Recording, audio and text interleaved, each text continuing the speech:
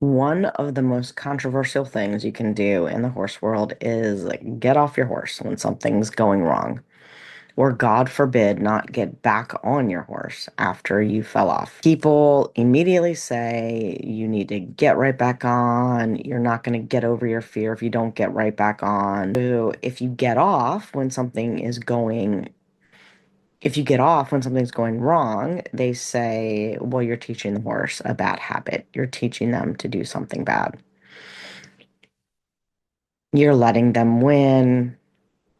They'll do that every time. If people feel like they do need to get off for any reason, they are going to make the horse work harder, right? They're going to lunge them, or the trainer's going to get on them, or something's going to happen.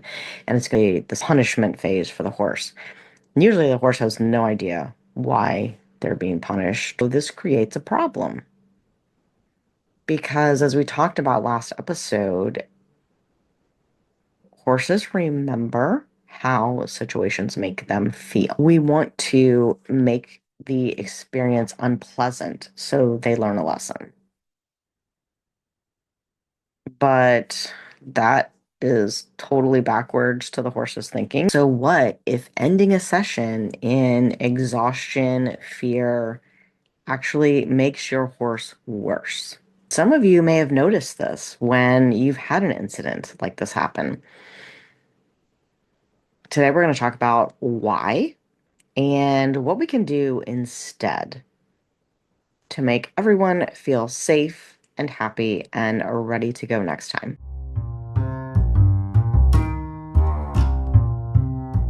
Welcome, friends and fellow horse fiends. I'm Anna Fox of Equus Enlightened, and this is the Thinking Horseman Rider, the podcast dedicated to training you to become the best possible partner for your horse. Here, we explore the science and soul of horsemanship. We dive into equine behavior, the psychology of partnership, and compassionate training methods that help you become a thinking rider who creates a thinking horse. Because when you understand how your horse's mind works and show up with empathy and presence, everything gets easier and a whole lot more fun. My goal is to keep riding easy and fun for everyone, while helping you deepen your connection, find more flow, and maybe even create your own unicorn along the way. Whether you're working on dressage movements or just trying to understand why your horse did that thing they did, we'll explore the research, the real talk, and the small shifts that make a big difference in and out of the saddle. So grab your boots, take a deep breath. What are you waiting for? Come ride with me. All right, horse fiends. I'm still in Savannah. Not really, but I'm recording this from the hotel room because as I was recording the last episode, I thought, oh my gosh, there's other things I need to talk about. And that this often happens to me, and then it dysregulates my nervous system because I am so with ideas and I just can't possibly get them all done. So now I have time and I'm going to get another one done. One of the biggest mistakes in traditional training is that we think that we need to train the horses when they probably need to train us. But that's probably going to be a whole other episode. I'm not going to record that today, though. So you have to wait. So, one of the biggest hurdles in traditional horse training is the assumption that horses know the answer or they should know the answer. How should they know? Why should they know? There's a book, it was given to me by Karen Rolfe called The Four Agreements, and that is one of them. Don't make assumptions. Don't assume that your horse knows a thing.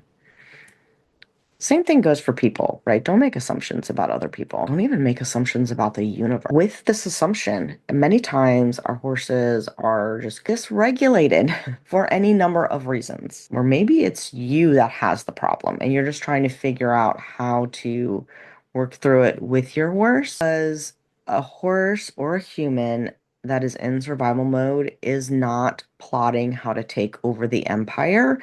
They are trying to survive. They're not trying to manipulate. They're just trying to get by. Last episode, we talked about define a term to use a term. Understand what punishment really means and why it might work.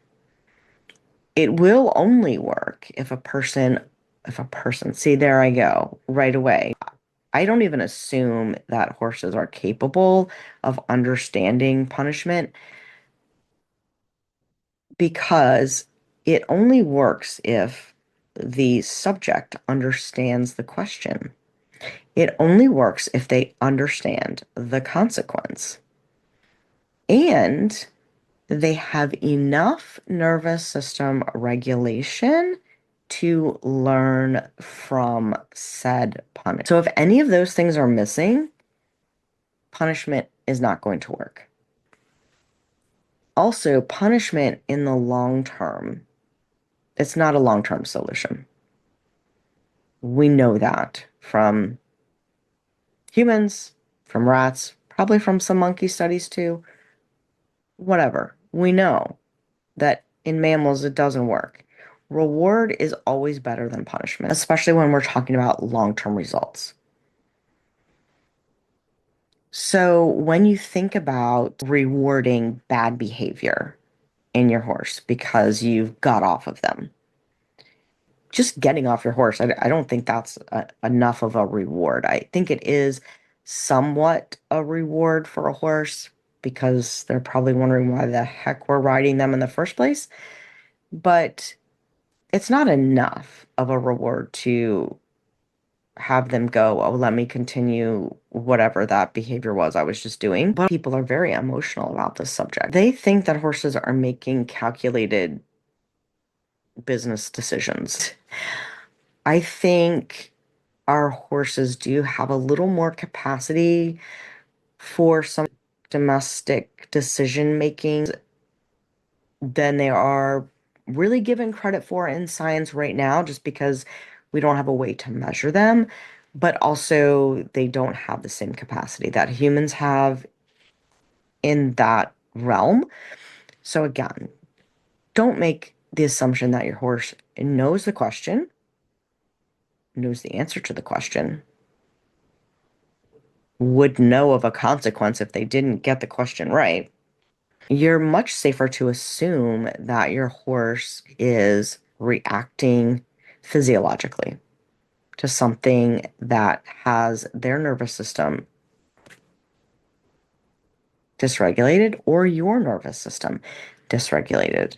Because oftentimes we put all of the responsibility on the horse and not on the rider. When your nervous system is dysregulated and you start a physiological response, your heart rate increases, your breathing changes, muscles tighten, your vision narrows, your thinking decreases. You shift into survival mode, or your horse shifts into survival mode because the same thing happens to them. If you're somebody who suffers from panic attacks, I've talked to lots of people on the phone when I was dispatching 911 that were having a panic attack. I am not going to tell them that they need to force themselves to remain in whatever situation is causing them to have that panic attack. That doesn't make sense. But we interpret horses when they get overwhelmed as a disobedience. It is one of the biggest myths in horse training. Besides, if they're tired, they'll do whatever you want. But we talked about that last time. That is not nervous system regulation. It's not cooperation. It's exhaustion and maybe compliance. And exhaustion increases anxiety. It increases your stress hormones. It actually lowers your ability to regulate emotionally. Tired brains make worse decisions. Yet people often mistake shutdown or fatigue in horses for calmness. So a horse may look quieter because they're physically depleted, but internally, this nervous system is still highly activated. And because they are designed for flight, if something else happens that triggers that nervous system, that can set them off. And then you're like, oh my gosh, what happened? They're just bad. No, they're not bad. They're responding to their environment. And if we try to work them through it or punish them, make them more tired, make them more exhausted, now the horse associates whatever confusion or overwhelm with the feelings of pressure, exhaustion, confusion, loss of control, and that punishment. So then when you get on the horse the next time and it's not better, it's worse, that's why. That is not emotional regulation, it's survival conditioning. I'm not advocating jump off your horse and put them away when things go wrong.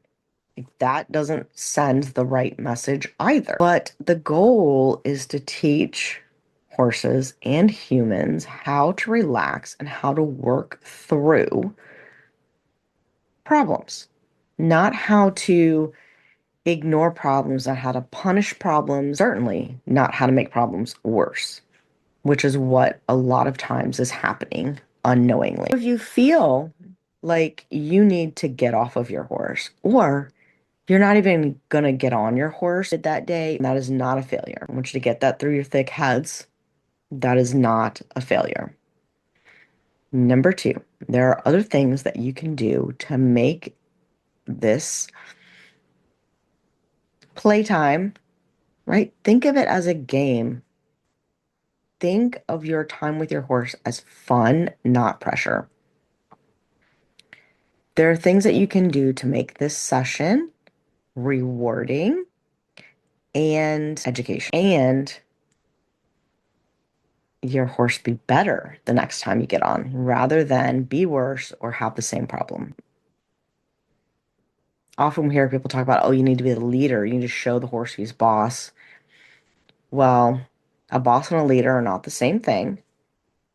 A leader is someone who recognizes when things are going wrong and finds solutions. So it's your job to realize when neither of you are in a productive learning mode, or one of you isn't in a productive learning mode, and to make a change.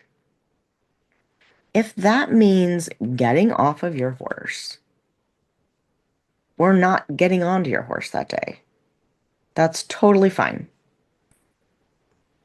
You can choose to do nothing with your horse. You can choose to take them for a hand graze. That, in fact, would be better than the punishment model we're so familiar with, because at least now the horse has a good feeling about you in the end. When we leave them with a bad feeling, they remember the bad feeling. We actually do a little human-to-human interaction in the Happy Horse Camp that highlights this for people, because think about when you leave someone with a bad feeling. Like if they give you a bad feeling and then you leave, and then how long does that bad feeling linger with you? As opposed to if you leave someone with a good feeling, how long does that good feeling last? Your good feeling might last, but you're not going to be thinking about it. You're not going to be thinking about, oh my gosh, Sally made me feel so great today. Oh my gosh, Sally was so good today. Oh my gosh, Sally made me feel so happy. Sally made me smile. Sally. You're not gonna do that.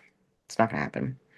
Now, if Sally made you feel bad, you're gonna be like, oh God, Sally, why did Sally make me feel bad? Was I not nice to Sally? Sally, what? Ugh. And that's gonna go on for however long you let it go on for, right? Why wouldn't your horse do the same thing?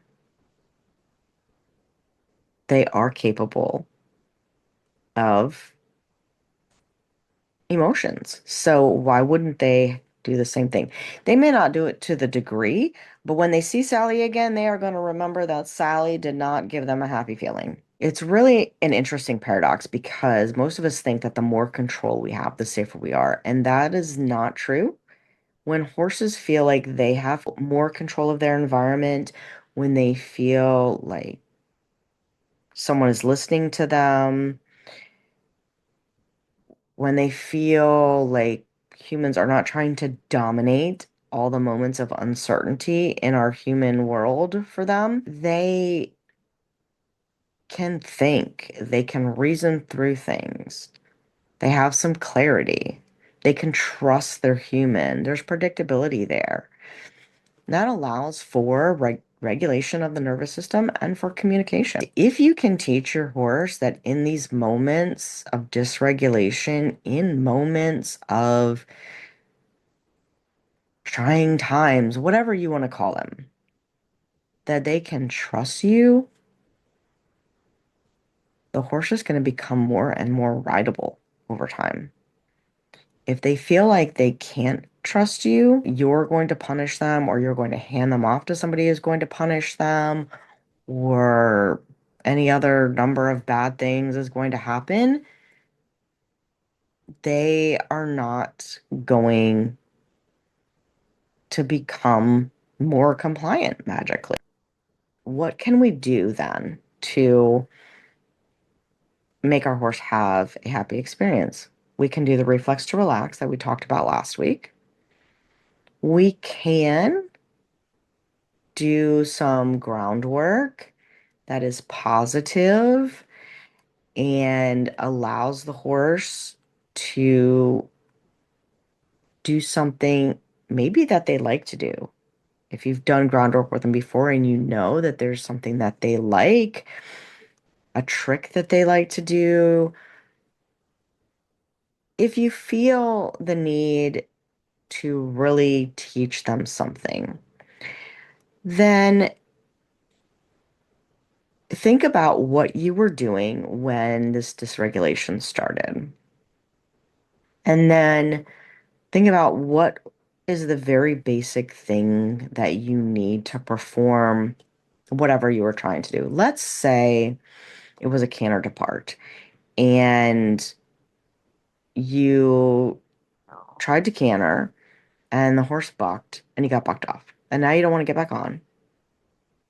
But you don't just want to take your horse back to the barn after that experience, right? Well, if I think about a canter depart, what are the things that I need? I need balance. I need energy. And if your horse bucked during it, you probably definitely need relaxation in your canter depart. Now, it could be that the energy or the balance is off and that also threw the relaxation off. Think about it critically for a minute. What thing do I think went wrong there? Was I not relaxed? Was my horse not relaxed? Was my horse not energetic enough? And maybe I had to kick them or hit them with the stick, or maybe I just didn't feel like they wanted to go and they, kicked out at that. Did they stumble? Did they feel like they couldn't get their feet together? What happened? Because if it was a balance issue, now there's lots of exercises that I can do on the ground to help the horse increase their balance, help them know where their feet are. If it was an energy issue, lots of exercises I can do on the ground to increase my horse's responsiveness, have a conversation about energy and how much we need or don't need. If it was a relaxation issue, lots of exercises I can do on the ground for that too.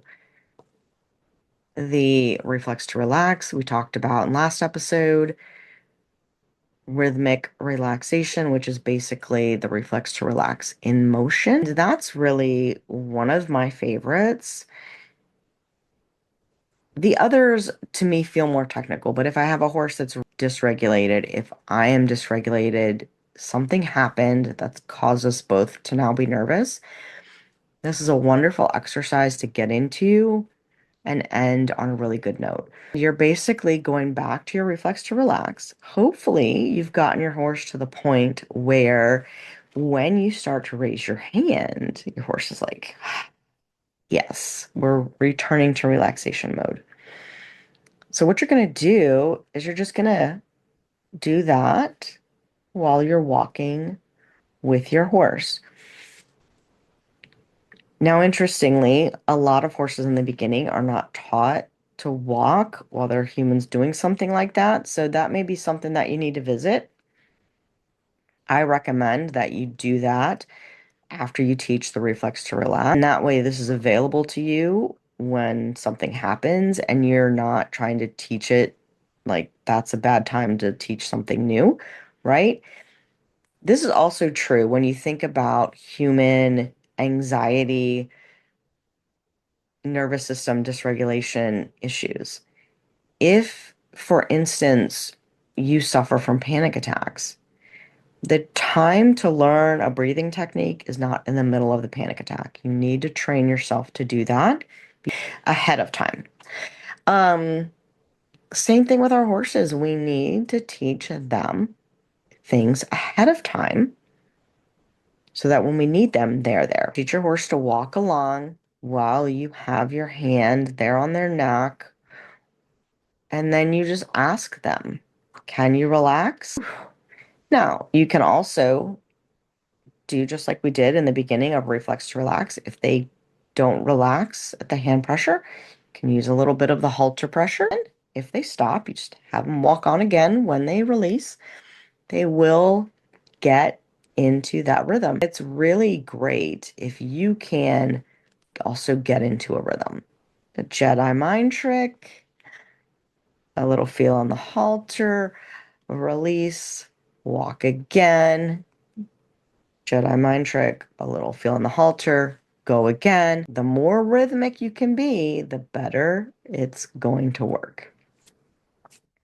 And then, as your horse gets really good at that, you can ask them to go further away from you. You can lunge them. I have horses out 20, 30-foot rope and can do the Jedi mind trick with them and get them to relax because they already know the game. Even if your horse is not experienced enough to do it out on the end of a line and pick up the canter at the same time, doesn't matter, you're going to get there.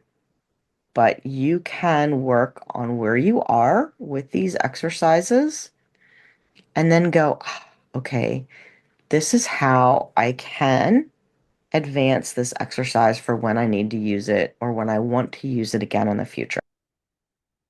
So, of course, this week's experiment is playing with that rhythmic relaxation, playing with your reflex to relax in motion.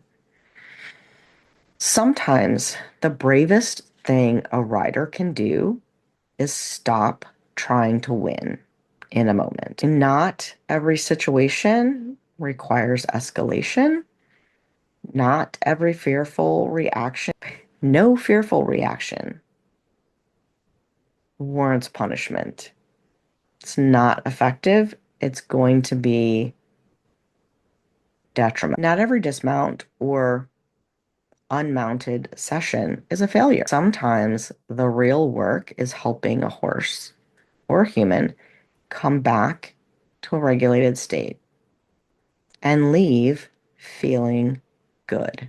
That is the most important part of your time with your horse. Leave them feeling good. Because a horse in survival mode cannot learn. Okay, guys, I think I'm off of my soapbox for this week, and I am going to try and go practice some nervous regulation techniques for myself. Have a great one, and I'll see you next time. All right, horse fiends, thanks for hanging out with us today. If this episode got your gears turning, don't forget to check out Reconnect, Rebuild, and Ride with Heart. The links are in the show notes. It's the program that'll take everything we talked about here and actually help you apply it in real life with your horse. And hey, before you ride off, make sure you like, subscribe, and leave a quick rating or review of the show. It helps more riders like you find us and keep these conversations going. All the links you need are waiting in the show notes. Happy riding!